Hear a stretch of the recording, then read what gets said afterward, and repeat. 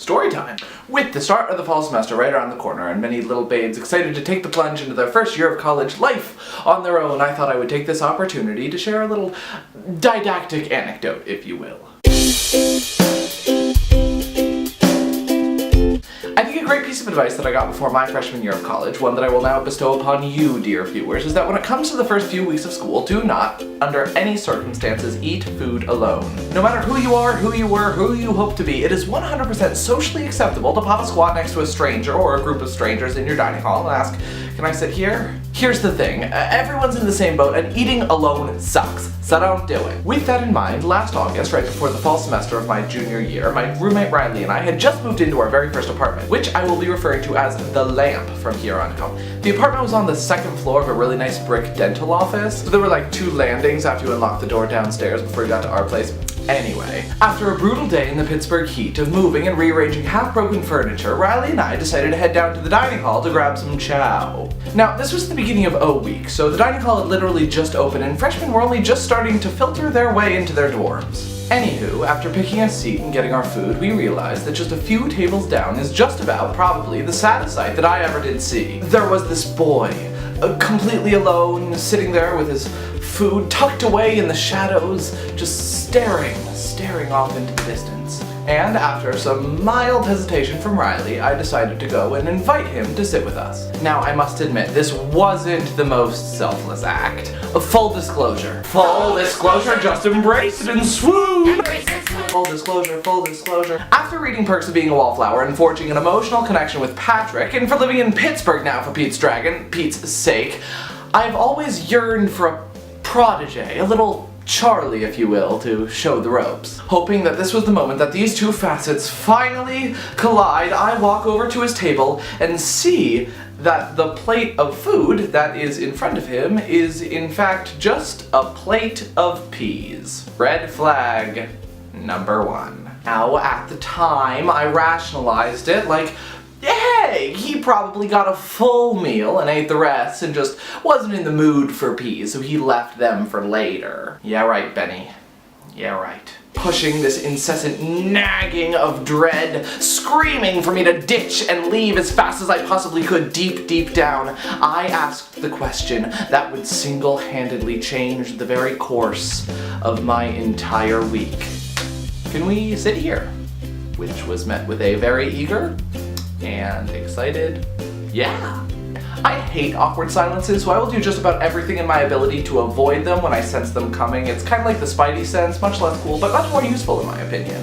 The problem with the guy that we were sitting with was that every one of his answers to the icebreaker questions we would ask him felt overly rehearsed and also like slightly off-putting. And after every answer he would just like sit quietly, completely obliterating any possible chance of natural flowing conversation.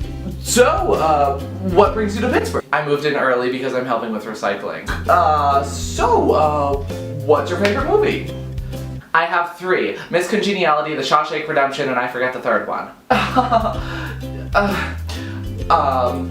So what's with all the peas on your plate?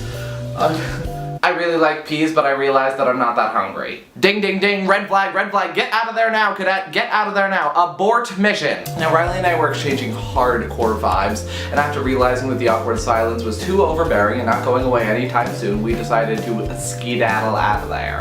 Hey, this was really great, but we have to, go to the Union to check on the people with the table to make sure that they are okay, so we're gonna go. Complete BS. I got nothing going on, I can come with you. Finally, Riley, bless her heart, turns around and says, actually, we need to go home. Bye, which is met with, without a beat, a very enthusiastic, I can come with you. Okay, so it's the first week of school, people are weird and awkward and don't know how to maneuver around social interactions, sure. But it's not like we were being subtle. So we finally get home where our beautiful friend Kayla was visiting for the week, and the next 3 hours play out like this. Riley, Kayla, and I go through our night like usual, hanging out, playing Just Dance Disney Edition. We were prepping for our Disney's The Descendants release party a few days later. And we even tried inviting him to play with us. Nope. This kid sat on the couch for 3 hours in complete silence, not looking at his phone, nothing, just soaking it all in. Fine, you know, to each their own. Then, in the middle of the aristocrats, he stands up and says, I'm leaving now, thank you, bye. Collective sigh of relief. So the next day, this guy follows all three of us on Twitter, which was really strange and bizarre because at that point my name wasn't associated with my Twitter account, so really my only close friends had access to it. Again, I wrote this off as like a weird coincidence. Maybe he found me by searching Riley or Kayla's Twitter. I don't know. Then things started to get weird.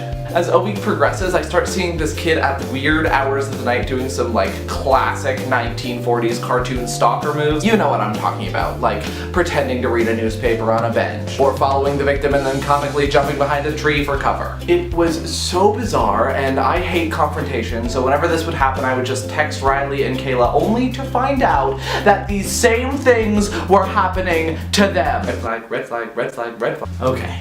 Understandably, we start getting a little freaked out, sure. But my freshman year I had a similar stalker situation where the police got involved, but this kid was being so outrageously ridiculous that I wanted to give it a few days before we took any harsh action. And then came the kicker. Riley and I are out at rehearsal all night, and we come back to our house around 11:30. We unlock the front door, walk up the first flight of steps to the very first landing, right before our locked door, and sitting down on the floor in front of us is a handmade playing card personally addressed to Riley and I. Now, I am all for romantic displays of affection as much as the next guy, but this means that this guy had to break into our house, which granted probably wasn't too hard, locks in Oakland do leave much to be desired, to put the card there.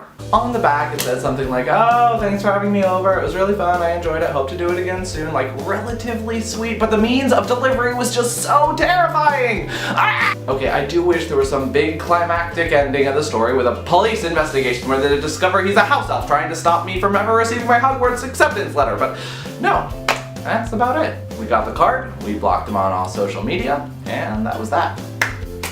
And we haven't seen him since.